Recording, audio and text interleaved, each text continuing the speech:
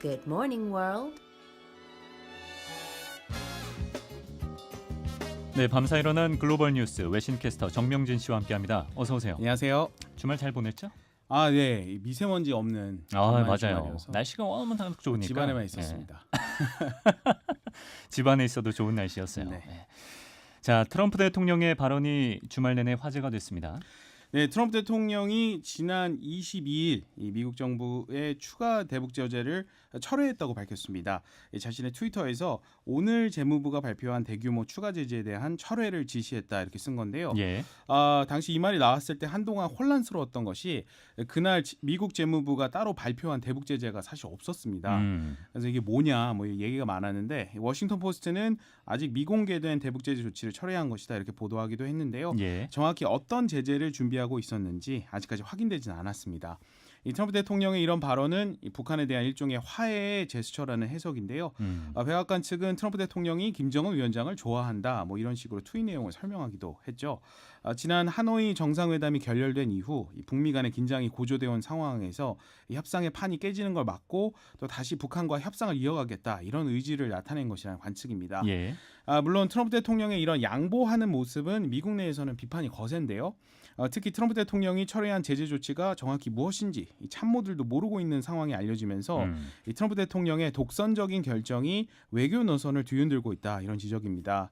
이 가운데 북한 측은 트럼프 대통령의 대북 제재 철회 결정에 대해 아직까지 아무런 반응을 내놓지 않고 있는데요.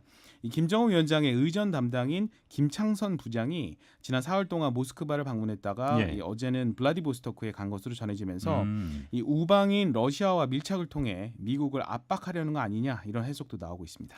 또 시기적으로 봤을 때 북한의 연락사무소 철수 이후에 이 네. 발언이 나왔기 때문에 아무래도 북한의 달래기 용이 아닌가 이런 또 관측들이 나오고 있습니다. 자, 트럼프 대통령 뉴스가 참 많았는데 지금 뮬러 초미의 관심사였던 뮬러 특검 보고서가 공개 임박이라면서요? 네, 지난 2016년 미국 대선 당시 이 트럼프 후보 측과 러시아 정부와의 내통 의혹을 수사해온 로버트 뮬러 특검이 수사를 종료했습니다. 예. 수사 22개월 만에 특검 최종 보고서를 법무부 장관에게 제출했는데요. 이 구체적인 수사 결과가 조금 전에 공개가 됐습니다. 미 법무장관은 특검이 이 대통령의 사법 방해나 또 대선 캠프의 러시아 연루 혐의 등을 입증할 증거가 불충분하다 이렇게 결론지었다고 설명했습니다. 예. 앞서 미국 언론들도 이 트럼프 대통령 본인은 물론 그동안 러시아와 내통 의혹이 제기되어 온 큰아들이나 에릭 쿠시너죠. 그 사위 또한 기소되지 않을 것으로 예상하고 있었는데 결국 1년 10개월 동안 걸친 이 특검 수사가 트럼프 대통령에게 면죄부를 준 거죠. 이 트럼프 대통령은 주말 동안 플로리다 개인 별장에서 뭐 골프를 치면서 발언을 자제하다가 어젯밤에 처음으로 이 트위터에 굿모닝, 좋은 하루 되세요. Have a good day 뭐 이런 글을 올렸고요. 기분이 좋아졌네요. 네, 한 30분 전에는 No collusion, no obstruction, total exoneration. 그러니까 공모도 없고 방해도 없었다. 완전 면제. 미국을 계속 위대하게 이런 신나는 글도 올라왔습니다. 예. 그동안 자신을 옥죄어던 이 특검이 뭐 별다른 소득 없이 끝나면서 안도하는 분위기인데요. 이 트럼프 대통령의 숙적이라 할 수 있는 CNN 방송조차 이 트럼프와 공화당이 특검 출석에 대한 부담 없이 다음 대선을 준비할 수 있게 됐다 이렇게 평가했고요. 야당이 민주당 내의 이 대통령 탄핵 움직임도 한풀 꺾일 거란 전망입니다. 뭐 특검은 끝났지만 다른 12건의 또 별도 사건이 수사가 계속되고 있기 때문에 뭐 산 넘어 산이다 이런 지적도 나오고 있습니다. 일단 뭐 트럼프와 공화당 입장에서는 큰 짐을 던 것만큼은 사실인 것 같습니다. 또 이 대북 협상에 있어서도 트럼프 대통령이 큰 힘을 받지 않을까 이런 전망도 해보는데요. 예. 자, 관련 영어 표현 알아볼까요? All noise and no substance. All noise and no substance. All noise, 잡음만 요란하고 no substance, 실체는 없다는 말이니까요. 소문난 잔치에 먹을 것 없다. 상황에 따라 앞뒤 단어를 바꿀 수도 있습니다. 네. 뭐 all talk and no action, 그러니까 말만 많고 행동은 없다. 뜻은 똑같네요. 네. 이건 소문난 잔치에 먹을 것 없다네요. It's all noise and no substance. 화려하게만 했지 아주 빛 좋은 개살구입니다. It's all gloss and no substance. 굿모닝 뉴스는 반대죠. 그렇죠. 소문은 굉장히 안 나 있는데 글로스도 화려하고 개살구도 빛이 좋습니다. 그렇습니다. 굉장히 알찬 방송이에요. 지금 MJ가 좀 헤매고 있긴 합니다만 알찬 방송입니다.